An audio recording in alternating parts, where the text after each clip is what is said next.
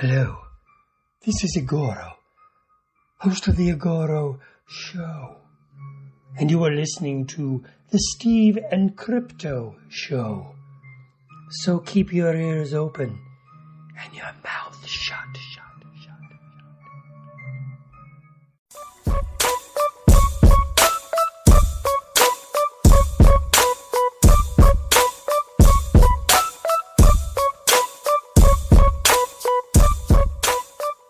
Welcome to the Steve and Crypto Show.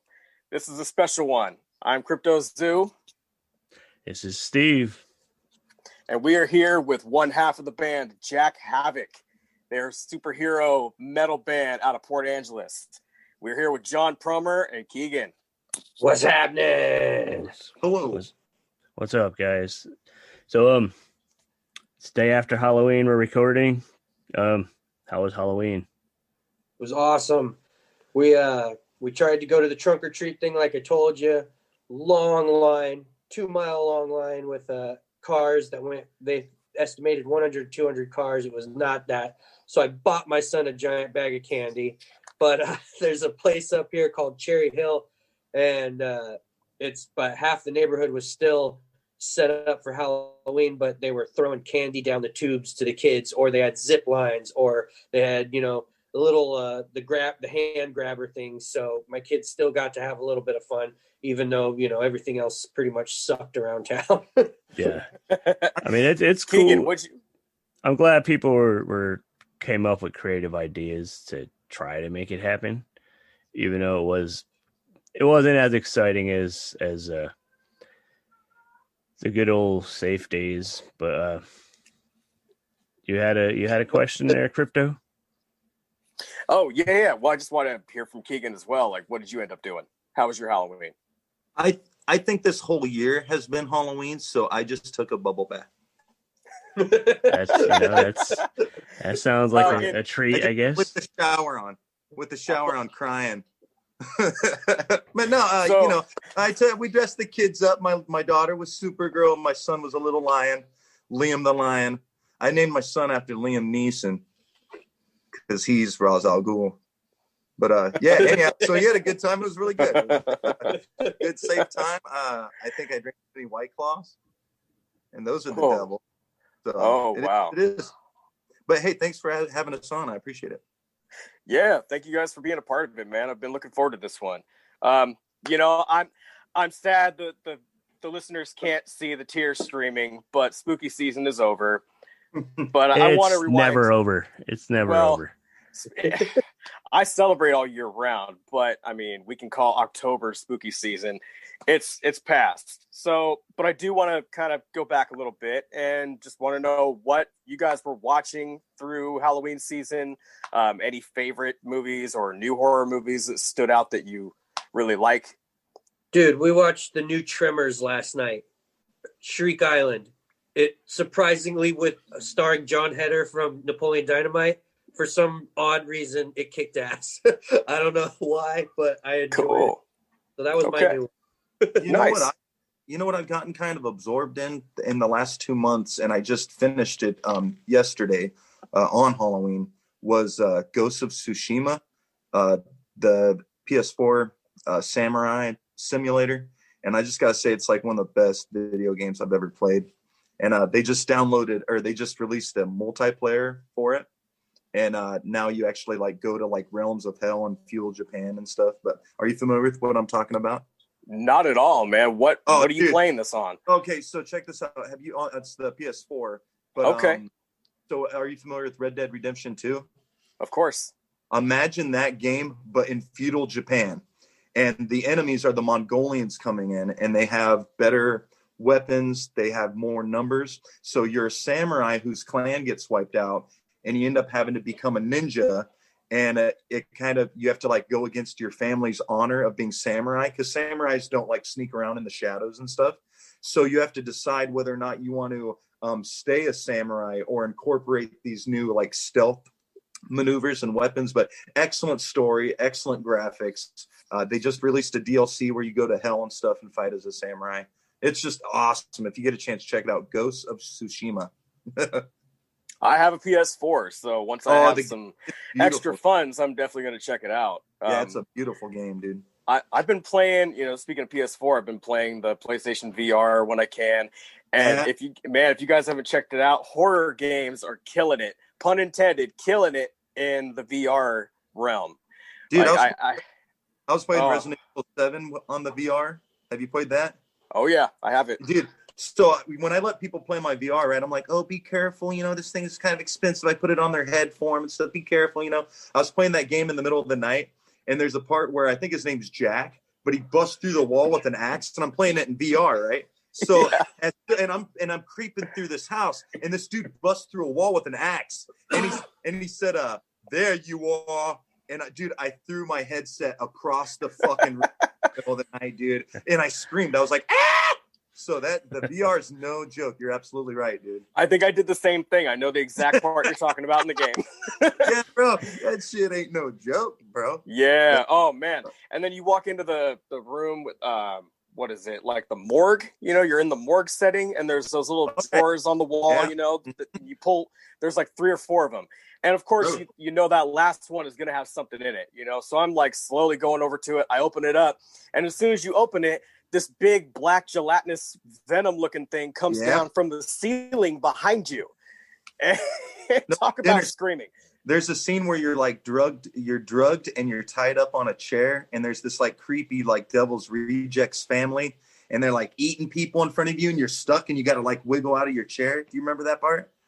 I don't think I've gotten there yet. I'm actually stuck in the game. Oh, bro, I already beat that game, dude. Oh, fucking scary. Oh, that's one of the scariest experiences I think I've gone through, man. Fucking Mario Brothers didn't have it, bro. But that game. I'm probably stuck on something stupid and pointless in that game, to be honest, because I was playing Resident Evil 4 for the longest time, and that's my favorite one. But I was stuck on the little lake scene in the beginning when you're in the boat and the monster keeps coming up. And then I talked to my neighbor and he was like, oh, you just got to do this and this. And I was like, thanks. I've been stuck for the last 6 months. I just go on YouTube and you find some little Chinese kid that knows how to explain how to beat the part of the game. And then you get out of there, man. It's always some little kid too. Yeah, right. Some little shithead knows how to do it. Yeah, yeah, exactly. Pretty much. So, you guys have been busy during this pandemic. You created a comic book. I mean, you have a comic book series, but you got a new one under your belt now. Can you tell us about that? For the first time since the history of our band started, actually, we finally have a comic book about the band, which is funny because that probably should have been our very first comic book. But 10 years ago when we started the comic books, we just all had so many different ideas that we kept, going and playing shows and bringing these comic books with us. And everyone's like, cool, where's the one about you guys since you're superheroes and everything? And we're like, oh, fuck. What? And then forever we're like, dude, this isn't going to happen. Shit's going down. We got shows coming up. Everybody's got lives. Kids are, around now. So it's like, we're trying to maintain that. And we're like, this is never going to happen. And literally for some reason, during the quarantine thing, I was like, this is the only fucking time I'm going to have time to do this. So I busted it out. I was quick, I just was like sit down every day because I had a month, and then I had 2 months and then I had 3 months. And I was like, why if I don't get it done, I'm never going to get anything done and I'm going to fucking hate myself. So I got it done. But I still hate myself, but it's cool. That's one good thing that's come out of the whole quarantine and everything, that I've seen a lot of creative people manage to get those projects done or get them started that they've been putting off, and to finally see people get working. Like I said, that's a good, that's like one of the few good things that come out of all this mess. Or spending time with the family. I mean, I've gotten to hang out with my kids and I just would not have been able to have that time with them. So, it's nice to kind of see the good in some of this, I know for many it was a curse, but for some it was a blessing, And Bill's some people, perspective. yeah. So yeah, I think more people need to look at it from that view, from that angle, to find like the good that we are finding through all this time. And I think it'll help everybody get through it easier. But there's so many people that are just fucking shitty, negative people that it's tough. Yeah. I guess it's just human nature, I guess. But I mean, we still fucking like came out, and everybody's now is trying to get stuff going. People are doing drive-in concerts, which I think are fucking awesome. So I really am trying to stay optimistic about everything coming back. We need social to socialize again, and while also I like what people like. I don't know if you're familiar with the rapper Tom McDonald, but he just makes his own music videos at his house, and he did an excellent video called Coronavirus, but it's a rap song. But he in the song he just kind of explained how everybody's sad, everybody's scared, nobody knows what's going on, everybody has anxiety, and he basically had this whole "we're gonna get through it" feel to the song, and he released it like the first week of the shutdown. So that guy didn't waste a breath. That guy, the moment things went down, he's like, the people need some sort of upbeat, positive thing to hear. And then 21 Pilots, if you're familiar with them, they have a song called Level of Concern. Have you guys seen that music video? No, not yet. Okay, so the song is about basically he tells his girlfriend that he's scared and paranoid about coronavirus, and she's like, it'll be fine, don't worry. And he's like, whoa. So so in the song, it's him and his if you know anything about the band, it's two guys in the band. And in the song, they're writing the song and making the music video while they're quarantined in their separate houses. And then the guy goes outside to his mailbox and he mails a USB drive to the drummer. And then the drummer gets his mailbox, gets the USB out, and they make this video. And it's what you're watching, right? But at the very end of the video, they come outside and one dude's mailing the mail in his mailbox, and the drummer's his next door neighbor, and they wave at each other. So they're you get what I'm saying? And it has this really good, lighthearted, everything will be okay, even if it's not okay. And it just made me feel really, really good. I mean, I teared up the first time I watched it. Blink 182 came out with a song too. Really? Called Quarantine. Yeah, it's just like a punk rock song about how he'd rather be doing just about anything else, like press in Germany or anything. Here's the thing, right? So I've been saying for years that music you should feel it. It should be about real stuff. And if not, if you're a gimmick band, then you be the best damn gimmick band out there. But what really bothers me is when I'm hearing like heavy metal, like new heavy metal or new hip hop, and it's the same old shit. And I'm like, dude, do you not look around? Like, we don't really want to hear about bling bling or hear about how depressed you are. Everybody's a victim right now. So I'm trying to get out of that victim funk, right? And so I don't really want to hear I heard Billy Corgan's putting out an Infinite Sadness Melancholy Part 2. I'm like, dude, we're good. We are good, bro. I want to hear some, he brought up Blink 182 and I almost laughed out loud at him all. Motherfucker, I was just talking about 21 Pilots. It's okay. I don't mind that these pop bands from back when I was in high school, I don't mind that they're making feel good music for soccer moms out there. I listen to that shit too now. I'm just trying to not be depressed anymore, dude. I'm sick of it. So, bring it on, dude. I'm not saying listen to pop music. You know what I'm saying? I want the music to be about something that I can connect with, not about, chasing Benjamins, And that's also what the comic's about too. It's mostly lighthearted and joking, it's and we bring up the current situations in there, but that's, it's supposed to really take it seriously, and it's supposed to make you laugh and kind of make you feel better about all the shit that's been going on. That's what people need right now. That's really what people need right now. That's kind of what I had when I read your comic, to be honest. I had a little bit of an escape and just kind of got sucked into that world for a little while and felt like I was kind of riding in the van with you guys going to the gig. Do you remember the scene where I contact my dad? Yep. I think so. Yeah, so he's the old guy that I call when we're having engine troubles. He's got like a little fix-it shop. But anyhow, so my dad recently moved away probably about a year ago, but I just sent him a copy of the comic, and I was like, did you check it out? But he's kind of like, in that issue, he's like our Obi-Wan Kenobi. And for me, that meant a lot to kind of sneak that in there, I think that was kind of a positive thing. Like, we're this badass superhero band traveling through the universe, but when we got a problem, I'm all, hey, Dad? Hey, bro, I need some advice. We still need our dads. Yeah, man. So before we get away from it, what was his? Did he give you any input on the comic, like feedback? He just seemed to like it. We didn't go into detail. He he had recently been traveling around and doing stuff. So we just had kind of a quick conversation, but I know he read it and he seemed to kind of have a smile on his face when I was talking to him. So I won't press him too hard about it, but yeah, how could he not dig it? You know what I'm saying? I'm all, dude, you're Obi-Wan Kenobi. You're like, man, nobody else is going to put you in a comic. I did. That's what I'm saying. My old man read it and he just started grilling me about plot holes and shit. And I was like, come on, man. Take it back to the drawing board. Yeah. Come on, give man. me a break. He's holding a bottle in his left hand here. Damn. You don't play drums like that. That's not accurate. That's not what your set looks like. Why does your head look like a basketball? This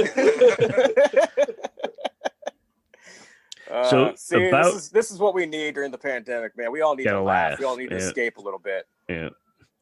So the band. Let's talk about the band a little bit. Let's tell us a little bit about the roots of the band, how it started, how you came up with the superhero gimmick, and just tell us some the band story behind the music. Well, everybody grew up in Pahrump and Nevada. That's 60 miles outside of Vegas. Creepy dirt town, not much to do, but you can find some good people there if you know where to look. And we grew up as two bands, and then one band moved up here, shared a guitarist. Guitarist got killed. We moved up here, bands combined, and then we've actually been out here for 20 years. And when we first started, it was just kind of, we just wanted to rock, and we didn't really have much direction. But then after a while, when we got clean off of drugs, we knew that the only way to go from there was probably becoming superheroes. It was a really good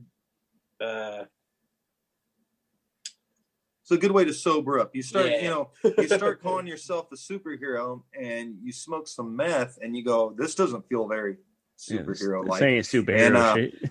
Yeah, Captain America's not a tweaker. To be honest, we were, this was a long time ago, but we were doing a con, and we were going to be signing autographs and stuff, right?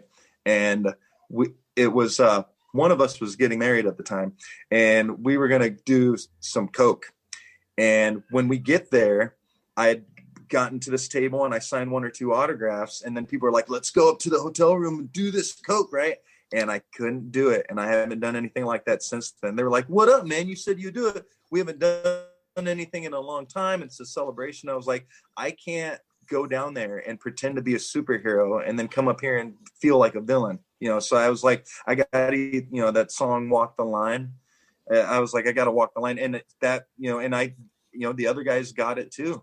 And, we've had to deal with some deaths in the family and some deaths of band members. And after a while, we were just so sick of feeling bad. We want to start making people feel good. So, one of the things we save people from is boredom. If you come to a Jack Havoc show, there's an old Quentin Tarantino quote. I can't remember exactly what he says, but he says, when you go to a Quentin Tarantino movie, whether or not you like the movie, you feel like you got your $6 worth. You leave the movie feeling like that was a movie. It had a lot of stuff going on. I may not have felt good with the message or maybe some of the acting, but you feel as if you get your $6 worth. And so everything we've tried to do, we always made sure that like our performance and stuff was worth checking out, because we appreciate you being there, checking it out. You see some bands, and I'm not talking crap, but you'll see people, the lead singer's just standing there, his hands in his pocket. He's just growling into the microphone. You're like, I've seen 1,000 bands like this, So we try to make it fun and exciting. And, I might as well just be throwing glitter out of my pocket and blowing fire out of my mouth. That's what I'm trying to give the crowd. You know what I'm saying? Yeah. And it's funny because a decade ago when we were playing shows, there was only so many people coming, every once in a while, maybe, 50 to 70 people.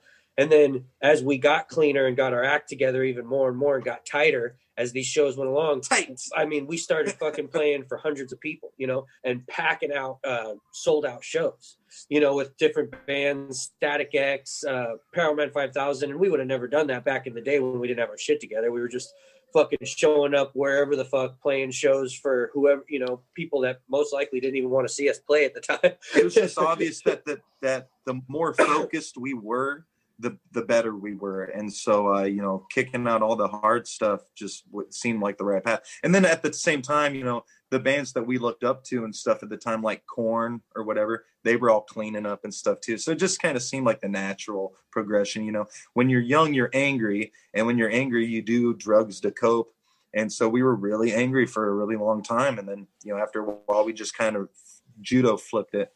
Yeah, you did. And so that's that's kind of our superhero niche, and that's kind of what we're trying to explain in the comic book, is that, yeah, we're sober and we're not, we're drinking beer and smoking pot, but we lay off the heavy shit, and we're like a sarcastic, cleaned up fucking ragtag muffin group. It's funny you mentioned Scooby-Doo, because that's totally we were talking earlier, you had mentioned it felt almost like a Scooby-Doo episode. And I really like that. It feels familiar and feels like, it's not going to get too messed up. Dude, and that's what it feels like in our van. Mad fucking smoke coming out of it anyway. No, but I like the idea that the mystery of the week, or the monster of the week kind of episode of the X-Files. That was another kind of big influence on some of the stuff that we're about, is the X-Files series. Not so much the newer stuff, but right. I like to think that Mulder would be a Jack Havoc fan. Right. So why don't speaking of that, I was going to recommend, why don't we play a Jack Havoc song before we dig too deep into their story? What you guys got for us? Yeah, so this song is called Walls, and it's basically about seeing people on Facebook fighting over the wall between Mexico and America, and people are like, we're going at each other's throats. So I say, I'm sick of building these walls, so now I'm building some walls. And so it's kind of like a double entendre, if that's the right. So I'm just kind of appealing to both sides, saying, hey, I get it. Walls, walls, walls, walls, walls. Shut up. That's kind of how it's just kind of how I feel about it. But check the song out. I hope you like it. This is Walls. Yeah.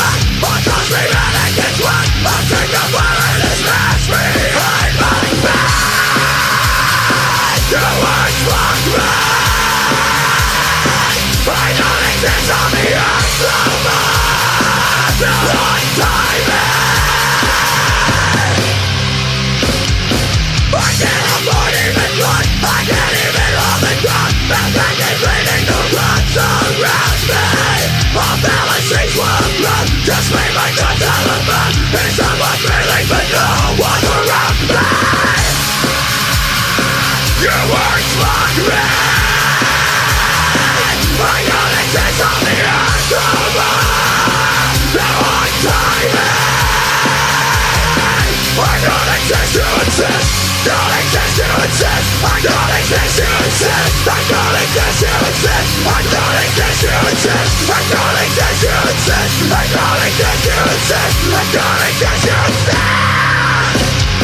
You can't hurt me no more. Don't wanna do this no more. I cannot living is free. Just break for me. I can't go back to the back. I'm just remaining this way. I'm sick of wearing this behind my face. I'm sick of building these walls around me. So now I'm building some walls around me.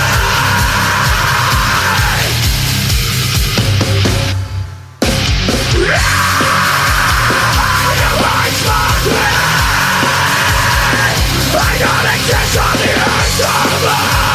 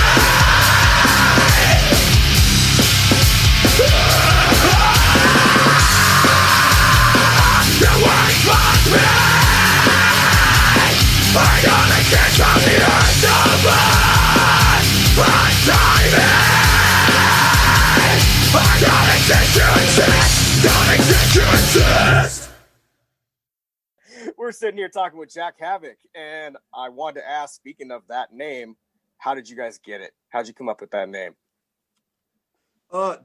Excellent question. So, a long time ago, I had read, I think it was a book by Marilyn Manson, but he was talking about how if you like name the band after a person, you care about it more. And if you look at like, groups like Alice Cooper or Marilyn Manson, the energy kind of started out as the whole band was named that kind of single entity. So I like the idea of naming the band, because especially when it first started, we each had these little code names. So Promer's the Deadbeat. I was Jack. We call little Jared, but I always like calling him Shredder, and we call Tall Jared J-Rod. So we would like to think that those are superhero names, but together like Ultron, we're Jack Havoc. But where I got the Jack and the Havoc from, personally, I was a huge Chuck Palahniuk and Fight Club fan. And I liked the idea of the nameless narrator. And our bandmate that had died, Scooby, he had talked about how he had he had thrown together a punk band for a couple weeks back in the day called Project Mayhem, which is the terrorist group that Tyler Durden creates in Fight Club. So I was like, yeah, dude, I want some new school thrash metal, Deftones kind of surfer punk rock band with a Fight Club themed name. And then I was thinking Alice Cooper, Marilyn Manson. And then I was like, in the movie, Edward Norton's the nameless narrator, but he finds this stack of papers where somebody wrote out all these things about the human anatomy in third person. And it was like, I'm Jack's bile duct. I'm Jack's colon. I am Jack's heartbeat. And so throughout the movie, when he gets into a fight or whatever, he starts like making a fist, and he's like, I am Jack's smirking revenge. So then I started thinking smirk and revenge, or what about I am Jack's band? And then it was like, I am Jack's Havoc. And I was like, Jack Havoc. Oh, fuck. So, and then I always envisioned myself, and for the first 10 years or so, I dressed like Gambit from the X-Men, because I had this vision that in the future, people were going to be dressing like, X-Men characters. I thought by now everybody would be dressed in the way I dress on stage, but they didn't work. But, I believe it's Cyclops' brother is named Havoc. Am I correct? Yep.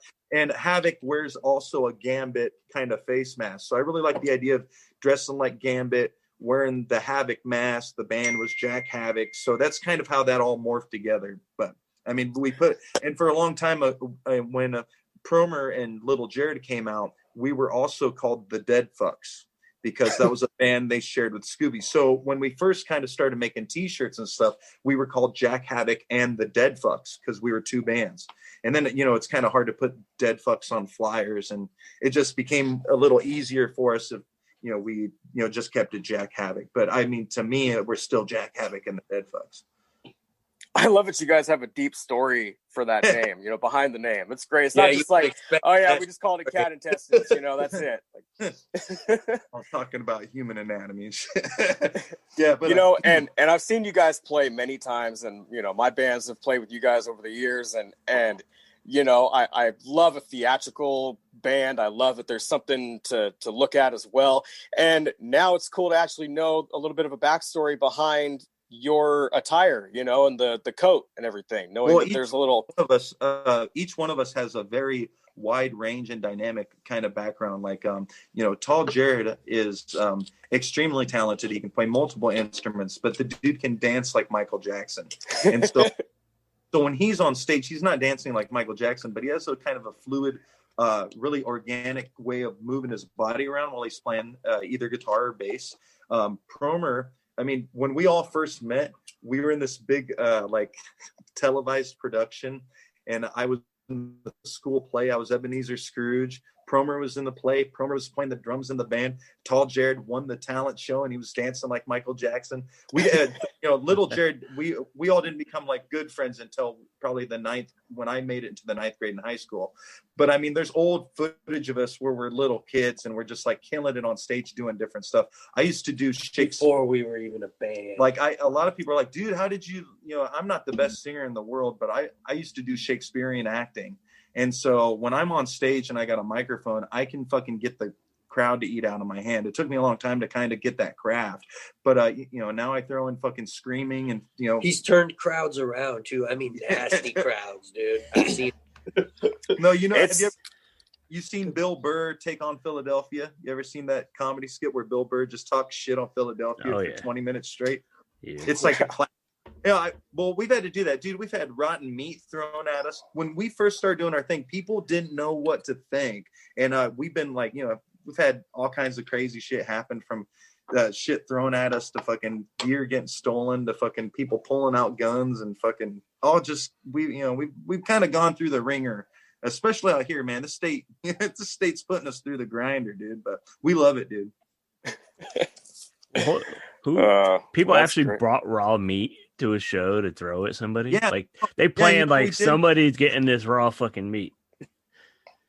That's some dedication in your hatred for a band. I fucking ate it. Jeez. I ate that shit. I licked the bone. I think Tall Jared took a bite too, but yeah, it was gross, man. Were you tempted to throw it back at him, or? No, I didn't know what to do, so I just ate it. I was all, yo, bring some potatoes next time. You know, years ago, I played a show with a band from Seattle, and they actually, I'll give them a shout out. They're called Blood Hag. And they I know actually, that. Bro, that's the same place where we played with them as well. Dude, and those guys threw books at the crowd. You know, they're kind of like a sci-fi theme to them. And then the crowd started throwing them back. And the band got mad, and they were like, "No, we're not going to play anymore if you guys throw them back at us." Like, hey, do you know that's the guy that got into it with Alex Jones? Oh, really? Did you know that? No. Yeah, Alex Jones in his face. Yeah, Alex Jones walking down the street, and that Blood Hag guy comes up and he goes, "Bleh, bleh." Yeah, he's like, throw coffee or something happened. It was a few years ago.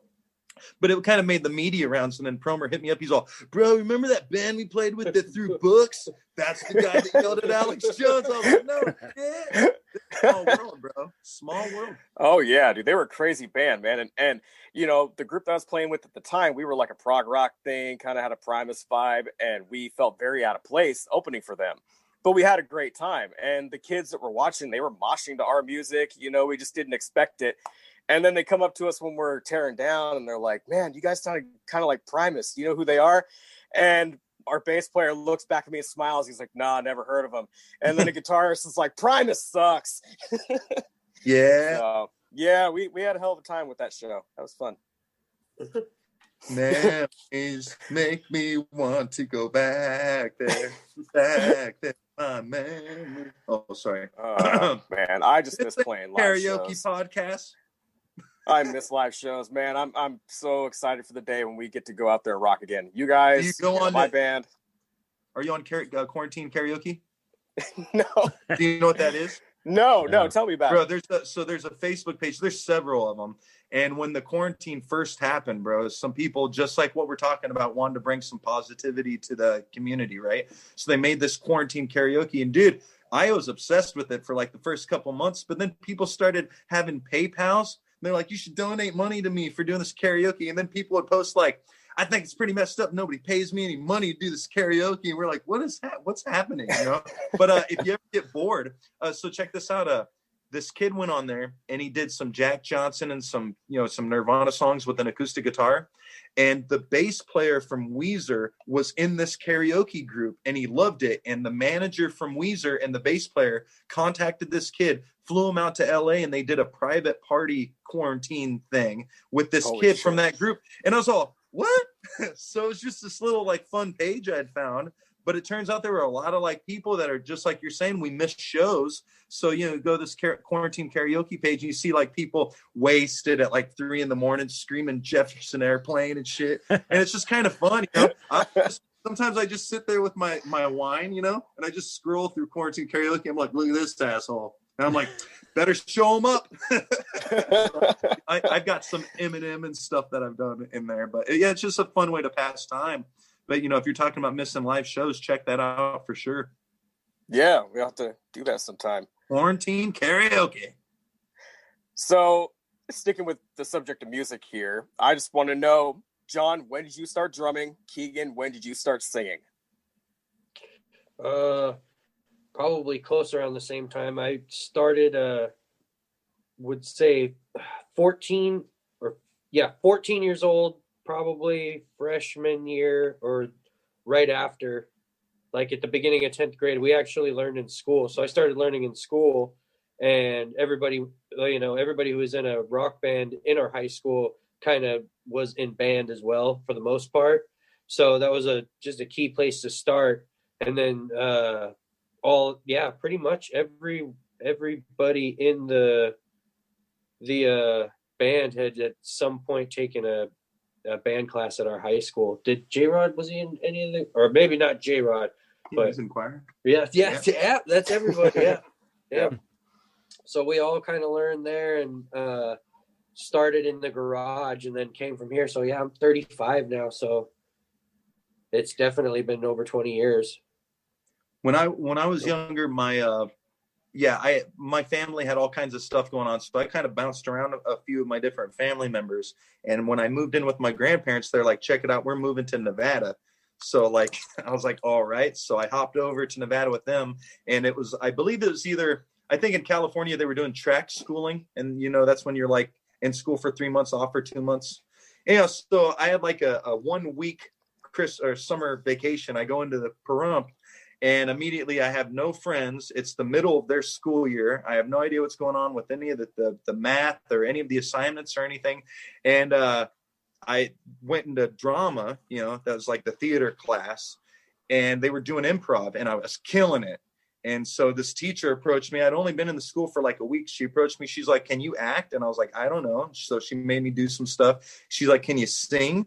And I was like, I don't know. So she's like, sing me something. So I sang like some Offspring or something to her. And they gave me the lead in the school play. And nobody knew who I was or whatever. And they're like, they thought that I was like some foreign student. Because everybody's like, who's this kid? Came out of nowhere. But the kid that was the lead in the play got sick and couldn't do it, or he moved away or something. So I found out I could kind of act and sing like in the same role. And from then on, I started hosting dances. They were like, can you host a dance? So I just put on CDs and stuff. And every once in a while, I'd get the mic and kind of sing along to like Creed or Pearl Jam. And these guys approached me and asked if I'd sing for their band. And that lasted, and that was the first band I was in that slowly morphed into Jack Havoc. So that was about 8th grade, I think, that I started getting down. And that's the dirt. That's great, man. You guys got a lot of years under your belt doing this. Yeah, man. Are there any bands or performers that inspire you guys to pick up the sticks, pick up the mic? Any favorites that stand out? System's always a go-to influence. Whether they're pretty timeless. A lot of bands like that in the 90s.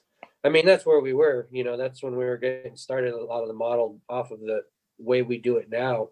It's new metal, towards the end and stuff. But grunge, the reason we moved up here was to be closer to the grunge capital of the world, because the Nirvana is also a big influence on us. That's pretty much anything that was listened to back then that, was worth it, that was good, But when we got up here, everybody told us that grunge was dead. So we just we said, oh, not on our watch. So I always like to think that our music is influenced by a little bit of heavy metal, grunge, new metal, you know, anything like that. It's kind of stuff I like. Yeah. Well, you're talking about Nirvana, you know, and obviously they're a Seattle band that we're very familiar with. You guys actually recorded your last record in a iconic Northwest studio, right? Yes, but now everything's done digitally, so we only release things one at a time through Spotify or whatever the fuck. Yeah. You're talking about Robert Lang Studios, and we'll give a shout out to Robert Lang.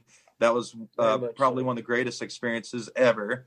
And everybody's recorded there, from the Foo Fighters to Wu-Tang Clan to Dave Matthews, Nirvana, Sir Mix-a-Lot. Pearl Jam. You know, I got to record my vocals in the place Kurt Cobain recorded You'll Know You're Right, which was his last like big, you know, song that came out, I think, a couple of years back. But you know, it was an honor. So yeah, I mean, and we got the inside now, so if we want to go back there, we're told we can. And so I think what we're going to do is we're going to slowly you know, see what money we can generate from selling the comic and from doing our singles and stuff, and then slowly try to do a full album there again. But we want to like stay there, because, you know, they've got rooms where you can crash and stuff, and we want to just kind of focus like a laser beam and kind of write something from the energy there, you know. It's like Hogwarts for music. It's like fucking Hogwarts, bro. Dude, you know what's hella funny is there's this hallway, right? And it's got all the framed like Grammys and shit in there, like all the gold records and shit are in there. And we're just like little kids. They're all like, "Oh yeah, you guys, there's a, you know, a kitchen back there or whatever." So we go through this hallway and we're acting like, "Oh, we're cool, we're cool." But at one point we're like, "Oh my God, look at this is REM. Oh my God." And I was like on my knee, like zooming in, taking a picture, and Promer's like doing his thing on Instagram, doing a selfie. And we turn and look, and there's this room open, and there's this lady that works there, and she's doing like computer work, and she can just blatantly like see what we're doing. And I was on my knees, and I was like, "Oh, we're just big fans."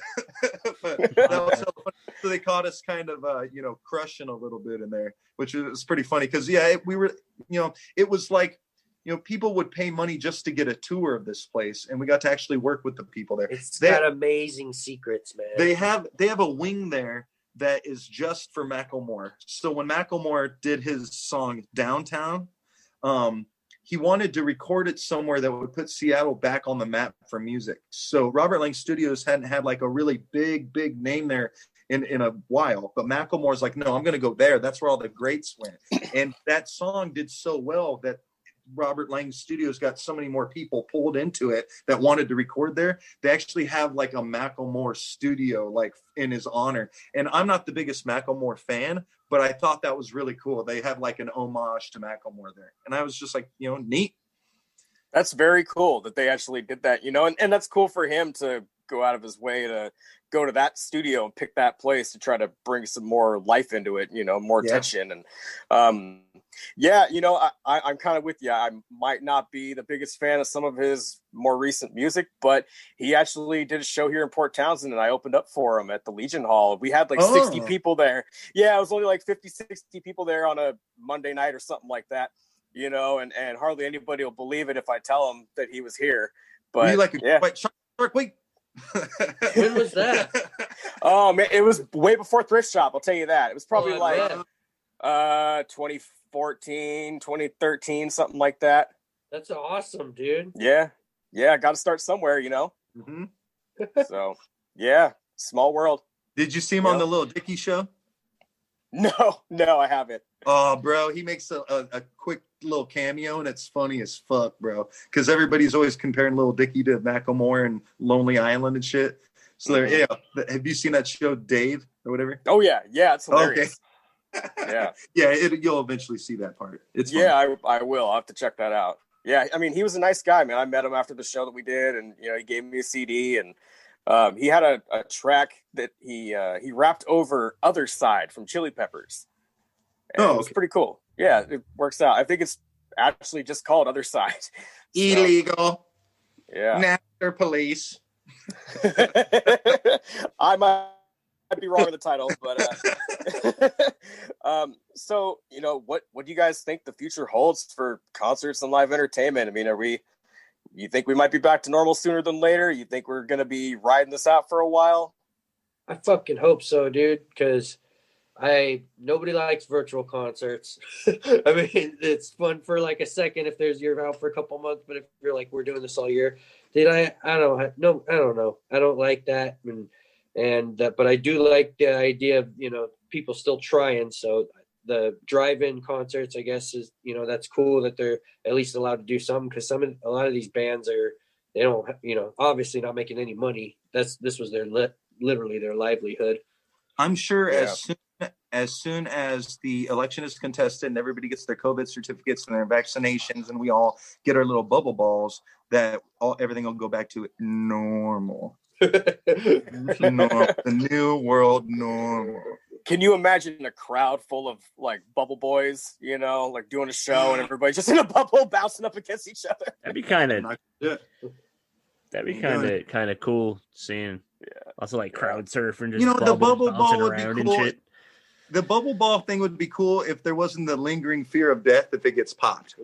I know that might add to the excitement. But you know what I'm saying? I don't want no damn zombie outbreak when I'm stuck in a bubble.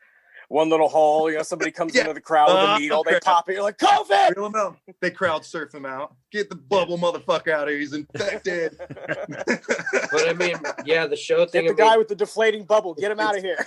Bro, you know what was sad was when that movie Tenet came out, they said, this is it, baby. This is going to open the theaters back up. This is going to get the asses in them seats, right? It was supposed to be the highest grossing movie of the year or whatever. And people were like, nope. Sorry, Chris Nolan. We don't care how badass your movie is. Unless we're in bubble balls, we ain't going into that theater. And, I'm pretty sure that the highest grossing movie this year was Sonic the Hedgehog. Think about it. Is he going to win a little Oscar? Is Sonic getting a little blue Oscar? This is crazy, man. No, the thing about the music and the concerts, it depresses me, dude. So I use my dark humor as kind of a defense mechanism, because I've been kind of warning people about this exact scenario that we're in for like 20 years, dude. And so here we are kind of staring the devil in the face, so to speak. And it's great to stay positive and to keep everything positive. But I know everybody feels like there's this looming cloud over our head. And so when you're like, when do you think the concerts will open back up? I don't know, dude. I don't know. It's the first time we have no idea. Yeah. So I would add a crystal ball, brother. We don't even have predictions for this one, because anything could fucking happen. We went back in time and screwed things up, and we're real sorry, but we're working on it. We're going to figure this out. So I was about to blame Randy Marsh for this whole damn thing, but it's you guys. Just rewind all that and then ask the question again, and I'll be like, real soon, buddy. The old day now. Probably Thursday. Probably after the election sometime. Like in Bill and Ted, every time their wives show up and they're like, we're going to fix this. We're going to fix this. Did you see that new Bill and Ted? I haven't gotten around to it myself. Bro, for me, that's a very... I know. Some positivity, right? If you ever watched the old Bill and Ted's, this one, it was a good old make you feel good in your belly. It was a great story from start to finish. Steve, you liked it, right? Oh yeah, I loved it. I thought it was great. It was a sequel to the first two movies. Right. It fit well. It wasn't like, each movie. It was like first movie, let's save our high school education. Second movie, let's save the world. Now it's like, let's save the whole universe. And it was just like, cool. It just worked. It worked. They played the parts well. It was cool seeing, Reeves and what's his name, Winter, Alex Chad again, and it was cool. They pulled it off. They just like any old, you know what I mean. They aged, but they were still them. Just like like old metalheads, whenever. As they get older, they're still like that. Like, yeah, fucking. I think half the planet can relate with that movie.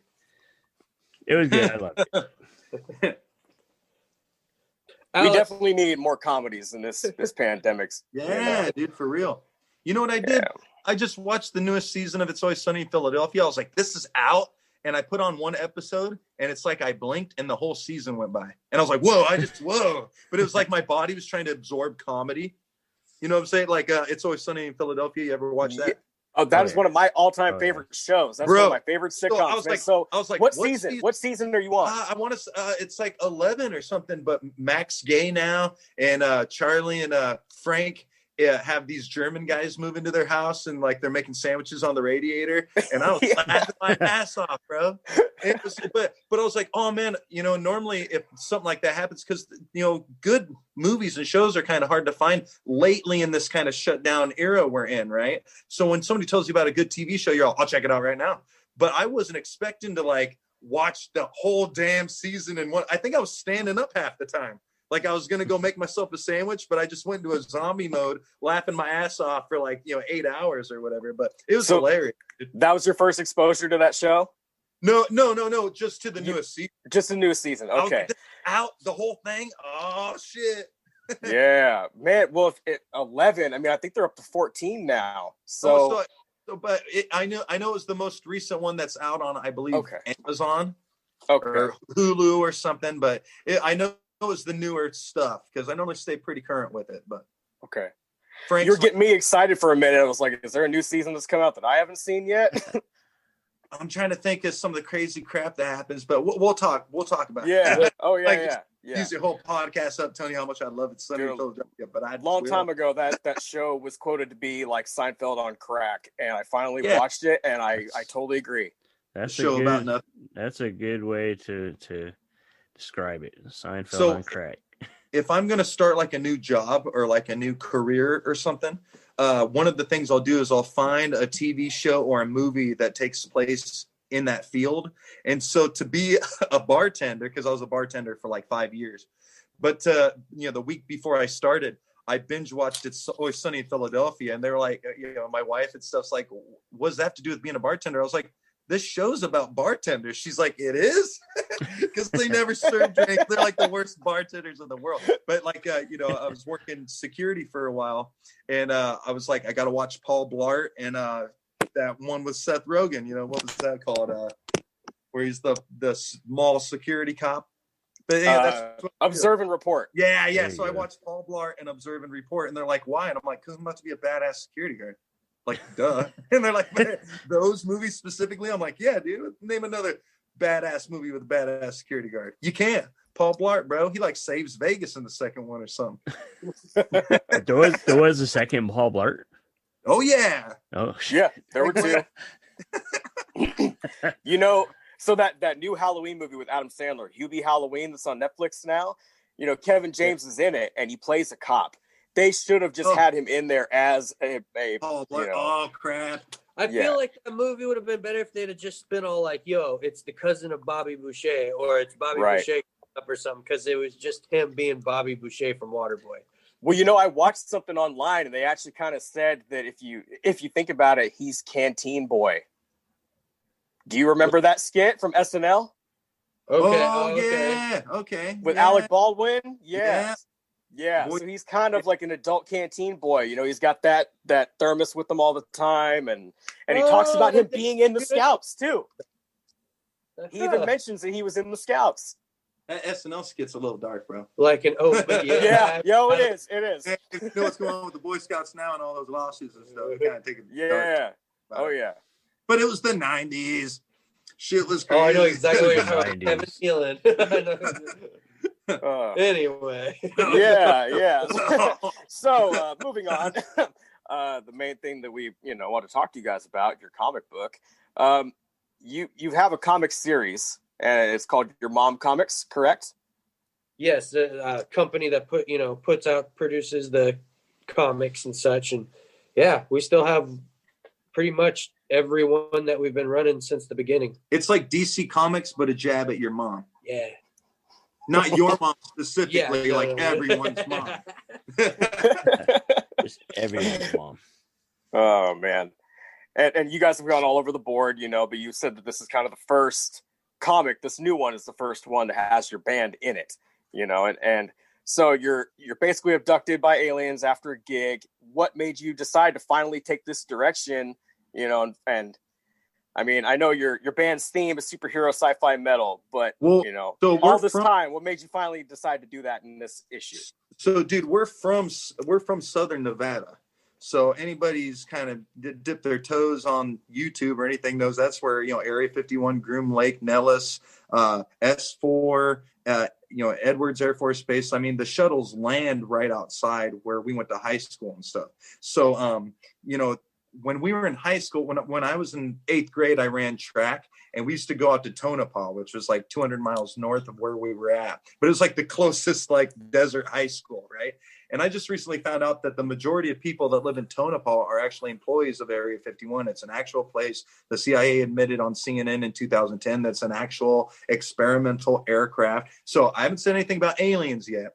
And, for all in the comic book, we say we were abducted by aliens, but was it the government? Are we a part of some crazy experiment? So, we kind of leave the door open to all the, like, the X-Files kind of lore stuff. In one of the comics that we have, The Truth, I straight up have the cigarette smoking man from the X-Files. The creepy old guy is always up to good. He's actually one of the characters in it. So I just kind of tried to make, reality and the fiction that we all grew up with kind of mold together in this universe that we're in. That's awesome. Again, you remember the whole, Storm Area 51 thing? Remember all that stuff that was going on this time last year? Yeah. I mean, there was something weird with all that. What happened? You know what I'm saying? Because even if you get to that area at Area 51, where the Jeep parks up on the hill and there's that little sign saying, if you cross this line, you'll be shot. Even if you cross that line, right, you still have 80 miles till you get to the base. So all the people that were going to storm Area 51, I don't know where they went or where they all gathered at or exactly what they were doing, but there's no way they were going to get anywhere near that base. Yeah. I mean, it's just not. I don't know if you saw the stuff where the generals were being showed what Naruto running is. Did you see any of that? No. No, I don't think so. Did you guys follow any of the Storm Area 51? I did, yeah. And it's funny how, they don't really talk about it too much anymore. Oh, well, what that was, I think that was a giant military exercise to see if we'd really do it or not. I think they actually pushed the propaganda to Storm Area 51 just to see if we'd have the balls to do it because they knew all this stuff was going to go on this year. I think all the riots and all this stuff is all military fucking with us. But anyway, go ahead. Oh, yeah. And that tells you about progression, too, because a script that he wrote nearly a decade ago was not hard to write in the current, to go fit right into current times, releasing it now.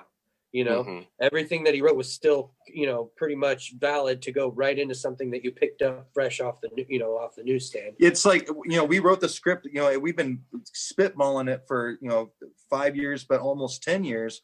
But, if you read it right now, you think we wrote it a week ago.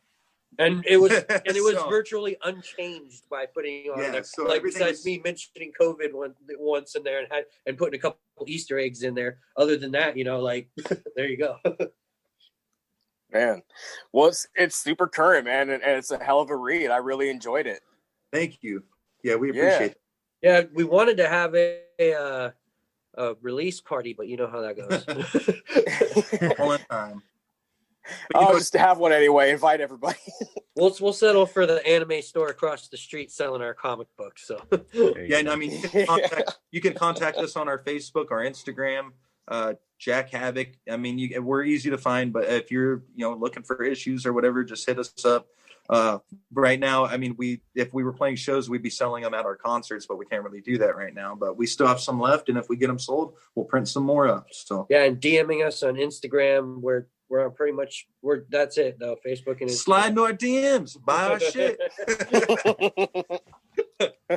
We'll definitely link it all when we post the episode too. No, we appreciate that. Let's play another song.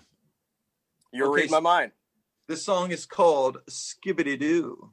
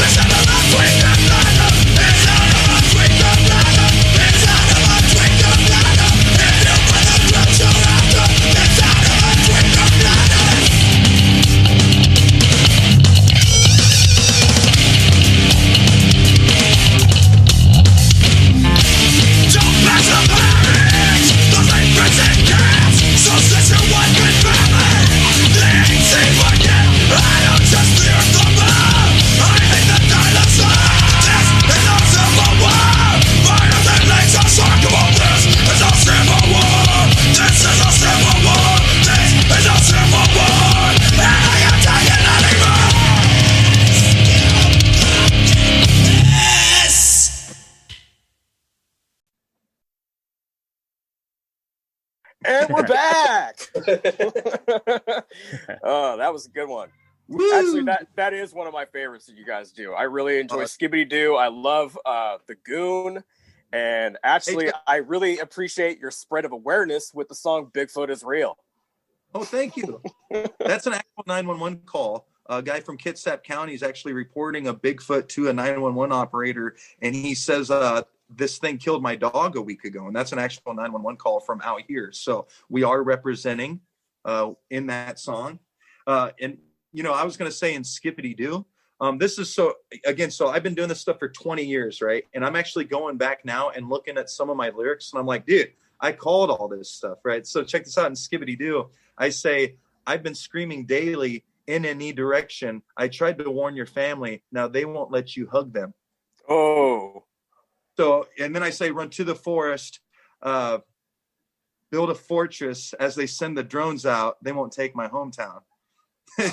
So just saying, like, I just feel as if, you know, I think a lot of people kind of felt that America was kind of, I don't want to say America is running on borrowed time, because I don't want to honestly believe that.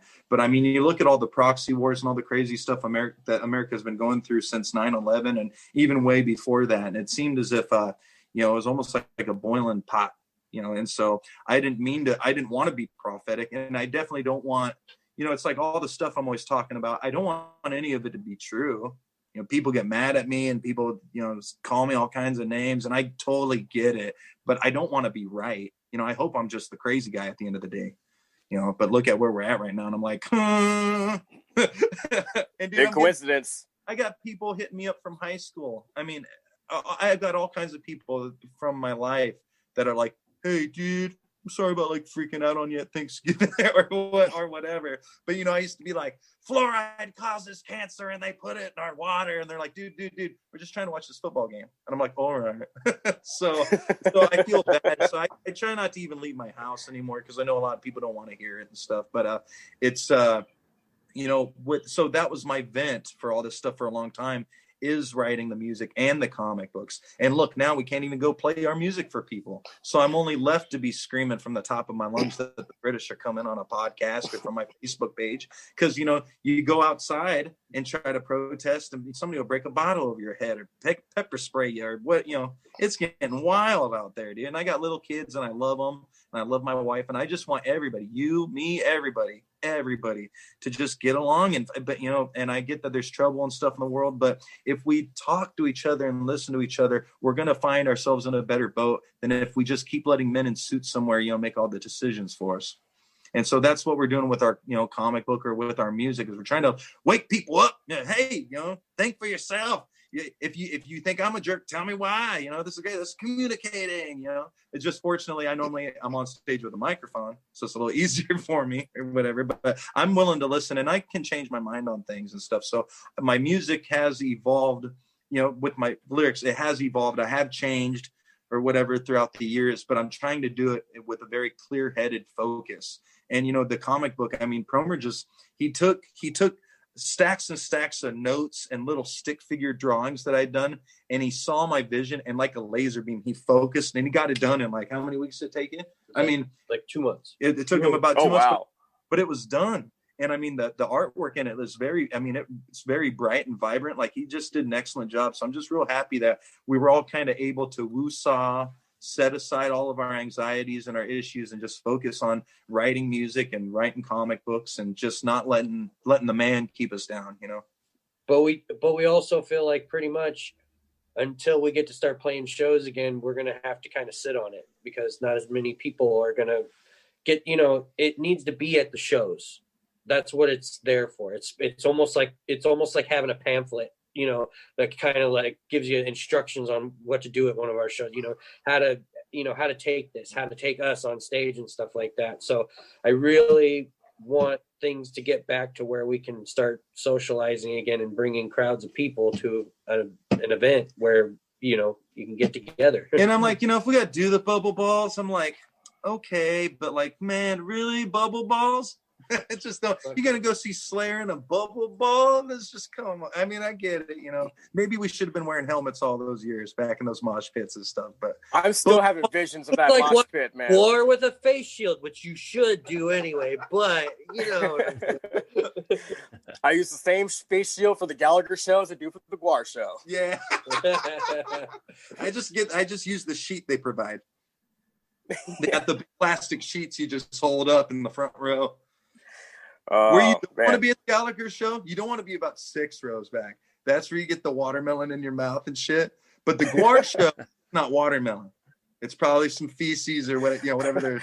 I'm afraid to ask what it is. Maybe these masks aren't a bad idea. Yeah. No, I'm joking. Man. Boom. You know, you guys were talking about like creativity and, you know, and expression and whatnot. And the mic is a hell of a weapon, you know, and just being able to express yourself and with that, you know, up on stage. And so I feel you not being able to do your thing up on stage right now. Yeah, it's crippling. You know what I'm doing now? I'm playing piano. Just me, just by myself in my living room. He sounds really good. You do. I saw that video you posted like a month or two ago. See, like I'm not trying to post this being like, look how good I am. I'm doing that to kind of build my confidence for playing piano. Like it really helps me if I start saying, you know, I'm learning 21 Pilots or Imagine Dragons on the piano, and I tell myself, I'm going to film this, Keegan. Don't you fuck this up, because Facebook going to see it, and the internet never forgets. We went up to that earlier. So when you see me, you know, I'm more nervous playing the piano, posting it on the Facebook, than I am on stage in a superhero outfit screaming about microchips and stuff. You know what I'm saying? Like, I'm more nervous, you know, in my own living room playing the piano, because piano is a very rewarding instrument for me. But, you know, that's the thing. Since I can't vent with my words, I'm trying to vent, you know, basically expanding my musical talent, you know. And I understand that, yeah. I don't care if it's a ukulele, a violin, a harmonica, you know, a kazoo. You know, everybody should be playing instruments right now, because, dude, you know, when you finally do play that one song that you worked hard to learn, it's you feel good about yourself, and it's something that's easy to do. I mean, there's plenty of YouTube videos and stuff where you can learn how to play and stuff, and you should be soaking that up now, because YouTube may not always be around. You know, we don't know what's going to happen here in the future. So there's so much stuff you can learn for free right now off the internet. And, you know, we might have to be dealing with a censored internet, or maybe an internet you have to pay for, or maybe it'll be free and there will be no censorship. But, you know, in the meantime, we should be taking advantage of all this free stuff. We have access to so much excellent. I mean, there's some terrible information out there too. If you're wasting your time watching the Discovery Channel mermaid videos and stuff, you know, if that's what you want to do, that's cool. But, you know, you could be learning how to do all kinds of stuff. You know, I was learning how to beatbox. You know, it's just like, why would I want to do that? Well, it can take my mind off of other things, you know. So everybody should be learning skills, and everybody should be leveling up right now. Be doing. We wouldn't honestly have the show going at this point without the internet learning, you know. So it's we've been talking about doing the show for years. You know, we've Steve and I have been kind of plotting on this for quite a while, and so I mean, this was the time to do it, and that is one plus with the pandemic, and I mean, just allowing a little time for people to maybe work on some things they've had on the back burner. So I've had some really good people like Casey Collins, James Jackson, Ben Ellison, Owen Blake, DJ Obi-Wan, helping me with I have a conspiracy podcast video called the Clone Keegan, and it's a small group. It's a private group. I've got probably 1,200 members, but it's just a private group on Facebook. They're probably going to pull it down any day now or whatever, because a lot of the people that are into the stuff I'm into are getting kind of purged or whatever right now. But I tried to build a place where, I mean, I've got Muslims in the group, I've got Christians in the group, I've got atheists in the group, and our whole mission is, you know, we say we're exposing the Illuminati. But you know, right now it's been such a almost like a stress relief to be in this group and to be a part of it and to be able to talk to people about these controversial things without people blowing up. And, you know, and we have a rule that says no trolls. So there's people in there that try to stir the pot, and I just boot them. And every once in a while people are like, hey man, I'm really sorry, it won't happen again. I let them back in the group. But I'm just trying to, you know, you go on social media these days and it's been weaponized to get us to fight with one another. And so that's just why I wanted to plug my, you know, page if I could. But that's why I made it, so we could have safe conversations, show positive music, you know, place where you can be like, hey guys, I learned to play the piano, and nobody hops in and goes, I bet, racist or something. It's just kind of, it's been my safe haven. And so again, I bring that up because it may not be around for a while. So all these things that we have access to now, we shouldn't just be taking them for granted. You know, we should be preserving all this stuff. That, you know, just sorry, got it. No, it's good that you got a page that you can go to and express, and, you know, there's some positivity there, and you're not worried about getting bombarded from people that are, you know, calling you, you know, names or cussing you out or whatever. Yeah, I have a YouTube channel under the same name and a website. And the website, personally, so years ago, I loved Alex Jones. That was my jam. And I'm no longer such a big supporter of that, you know, that group anymore. But I really liked the website years ago. I was like, man, there's a lot of good links and good stuff. And but it started to become just political. And I'm still into Bigfoot. I'm still into giant squid videos or whatever, right? So I made my website, The Clone Keegan. I call it the best conspiracy site on the internet. So if you get a chance, please check it out. Just theclonekeegan.com. Oh yeah. So back onto the subject of comic books, as that's kind of the core thing here. Do you guys have any favorite comics, you know, just over the years, like your favorite comics that you hold close to your heart? Any particular comics that inspire you to write, inspire you to do the art that you do in your own comics? Dude, so much. Plus there's so much new stuff that I've been reading that's been killing it lately. But I mean, like, well, obviously a lot of influence that we're, you know, where we come from, Watchmen, you know, Batman, a lot of old DC kind of stuff, and, you know, Marvel too, here and there. But lately I've been reading so much good stuff coming out. The White Knight with the Batman, or Deceased, any of that stuff. But We're influenced by everything. Do you guys know about Batman? Are you guys familiar with Batman Metal? No. I love Batman though. Tell me about that. Well, so every once in a while, I kind of like I hear about something. So, for instance, when the It movie was coming out, I got obsessed with Pennywise. And then I started digging into Stephen King lore and how the different stories are connected. And that's its own different rabbit hole. And the Dark Tower comics kick ass. But I started getting into like H.P. Lovecraft, and we have a song called Cthulhu that it's one of my favorites that we have. And so I started hearing about the Batman Who Laughs, and that's a part of this Batman Metal series. And I won't get too into the Batman Metal because I bought the books out of order, so I'm a little confused. But basically, what they did is they turned Batman into Pinhead from the Hellraiser series. Oh, wow. And so Batman and the Joker, like, basically are the same person. And he travels around and he's got like these Joker Robins on leashes, and he releases them like hellhounds. And it's fucking nuts, dude. And instead of like, I say Pinhead because you don't see Batman's eyes. He has like a visor of spikes for eyes. And it's sick. It's sick. If you get a chance, the Batman Who Laughs, dude. But I can't, somehow Batman snaps the Joker's neck. And when he does it, the Joker had this thing in his spine that releases the scarecrow mist, the fear toxin. Oh, shit. Yeah. But he did something to where he included his own DNA into the fear mist. And so when Batman cracks his neck, Batman breathes in this Joker fear dust. And basically like these Joker nanobots or something take over Batman's mind. And so Joker's dead, and Batman's explaining to Superman what all went down. And Batman at one point is like, is the little girl okay that I rescued? And they're all, she got injected with the Joker dust and she bit her doctor's face off. And Batman starts laughing, and Superman, and everybody's like, what the fuck? So anyhow, it's great. Wow. So anyhow, Batman ends up killing everybody. And like, the story's wild, and there's multiple graphic novels in the series, but I became kind of not obsessed with it. But during the shutdown, I was like, what? There's a scary Batman? I got to check this out, man. I was like, we don't need that right now. I got to invest. So, but I really enjoyed reading that. And just the one, the Batman Who Laughs, that's a standalone story, but it leads you into this other story arc called Batman Metal. But that's been my favorite like comic that I've read in the last year. There's a fucking dragon Joker. Oh, see, and he told me, I was like, bro, I started reading Batman, the Batman Who Laughs, and he's like, oh, I know, Joker Dragon. I'm all, what? But it's on the cover. It's the cover. No, it's not on the cover. It's not the one I saw. But yeah, Batman and Joker end up having to team up and whatever, and Joker becomes a giant dragon, and Batman's riding him. He's got a sword.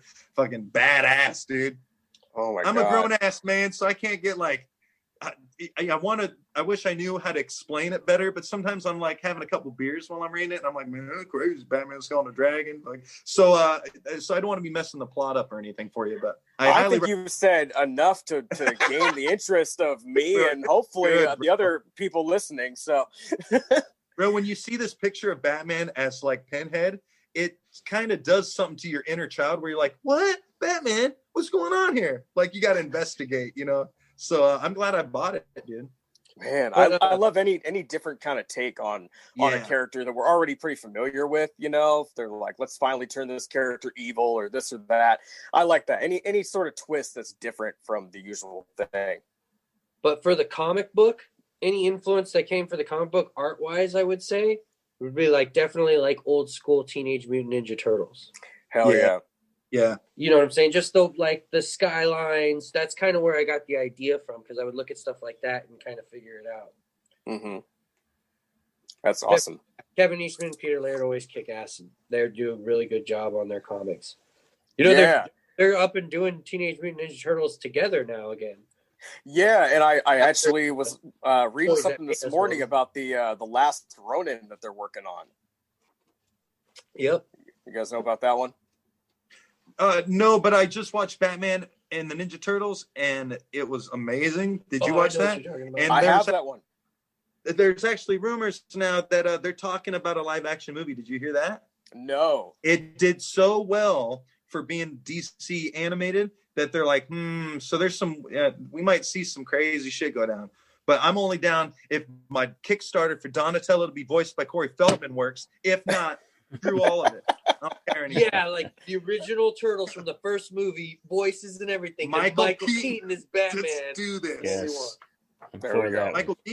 Michael Keaton's going to be Batman in the Flashpoint Flash movie. I'm sure you guys heard about that. Yeah, that's very exciting. Yeah, we're getting a couple Batmans in there, right? Yeah, well, he said he made a joke about there being like 179 Batmans, but all he confirmed on, I think on Jimmy Kimmel, was that they're in talks right now, and that's the only official thing we know so far. But apparently, I mean, I'm sure you guys heard about the Tobey Maguire, Andrew Garfield, Tom Holland. Definitely. We'll probably get that classic meme where the three Spider-Men are pointing at each other. But you know who's officially signed on for that is Jamie Foxx's Electro, and that was the Electro in the Andrew Garfield Spider-Man. Yeah. And so something's going down with the multiverse. They need to fix it. They're pulling a Deadpool. They're gonna be like, dude, that was so bad that we want you to come back and we're gonna make it cool. Dude, he's in it. Ryan Reynolds. Man. Also, so we'll probably get Deadpool in there. Swear to God. And this all gonna branch out from Doctor Strange and the Multiverse of Madness. So that movie's where we're going to start seeing the multiverse, and then Spider-Man 3 is when it'll be like Home Run or Go Home or some shit. Do you remember Spider-Man Go Home? Do you remember in that Spider-Man movie when Jamie Foxx is turning into Electro and you see a close-up of his teeth gap and it fucking fuses his teeth perfect together while he's all, I'm even better looking now. He's dude. Oh man, bad. I mean, I liked some elements of the Andrew Garfield ones. I loved seeing. I like the first one. I like the first one with the lizard, man. Like that, I always liked the lizard. I'm a villains guy, and I like that character. I thought that was pretty good. Yeah, it was the second one that I started losing it with the rhino and stuff. They fucked all that shit. Yeah. Second one went downhill a little bit, but I like the first one. Dude, and Andrew Garfield was good when it came to like. I don't give a fuck about any of them now. All I care about is Spider-Verse. I'm like, fuck everything else now. Dude, you remember when Gwen Stacy's neck got cracked? You remember that? No. So it's like Zooey Deschanel or somebody. Yeah, so in Spider-Man with Andrew Garfield, the one we were just talking about. Yeah, it's been a minute. The one you said you liked. I do, but it's been a minute. Hold on. It's been a minute. No, but she gets thrown off some like clock tower or whatever, and then he goes to save her, and you're all, here he goes, Spider-Man's gonna save the girl, right? And he web slings her, but then she still cracks her neck and dies. And here's the thing, right? I was so not emotionally invested in that movie that I didn't even care. I'm like, oh, Gwen Stacy's dead. Okay. Like, no, that's the thing. Like, I'm like, they always force the love stories at you in these movies, right? And I'm like, okay, because you're gonna watch it with your wife or your girlfriend, but that's why they do that, is for that extra appeal, right? And then they just kill the guy's girlfriend. I'm like, put her in 2 movies first, get her in the third one, maybe. I don't know. Well, yeah, and we can't get emotionally invested because it's the third reboot. So we're like, we've seen the fucking same version over and over. Superman had to fly world hella quick a few times, but he brought Lois Lane back. But he's just like, Gwen's dead. Next movie. Like, I don't know. I'm like, what are you even fighting for, bro? Your girl's dead. We don't need when you more got origins. Fucking Batman killing Superman until Superman says Martha, and that's why he stops, because their mom has the same name? I thought that was clever. It was, but man. Oh, shit. Hey, what's going on? Oh, there we go. My battery's only got 10%, and I think so does my babysitter. Oh, okay. All Put right. us in the hot seat. What do we got? Well, let's put one more song in the mix here. What do you guys got for us? Rock, paper, scissors. Oh, for Good and Faster? Well, Goon or Cloud9? Or what do you think? Ooh, I love Cloud9. I was saying, we don't have a recording of Cloud9. We don't have a recording of Cloud9. The song's called Goon. Does that work? Millions of Americans on high alert at this moment under tsunami warning at this hour after a powerful 7.9 earthquake rocked Alaska and thousands of Kodiak collapsed. A powerful shock striking in the middle of the night. Local reporters saying emergency crews fear that lives are now at stake, and they're urging everyone to get to higher ground.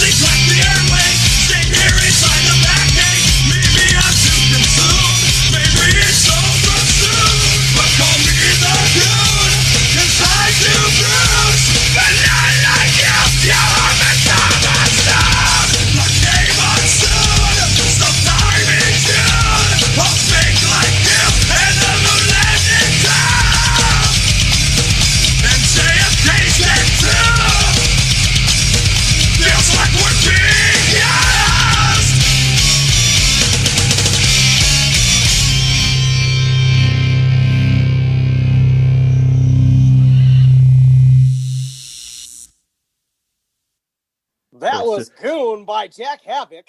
Woo! Yeah. Here on And that Wild song's Radio. That song's about lizard people running the news.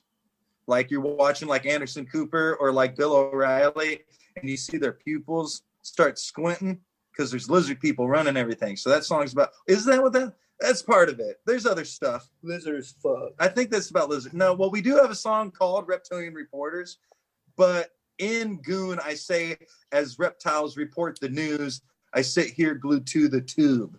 So, lizard people. But there is a mention of the JFK assassination.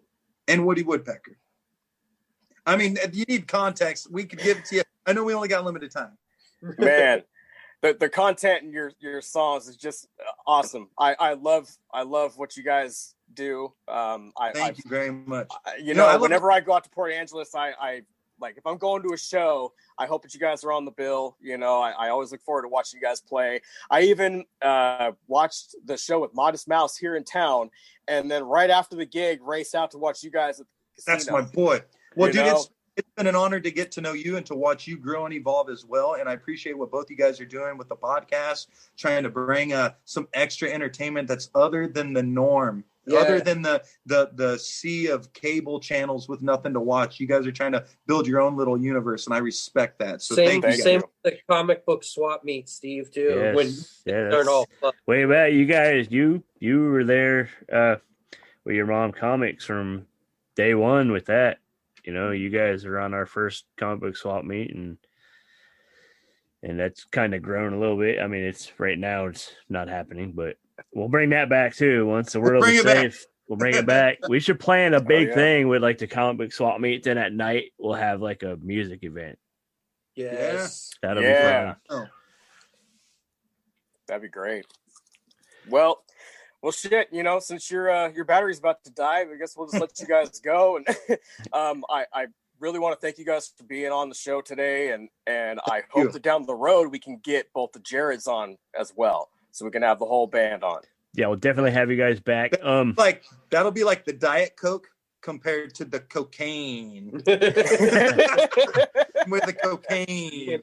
No, I'm joking. Jokes are bad. No, but before we wrap it up, the Jareds are cool. I love those guys. Before we wrap it up, plug your social media spots where people can find you.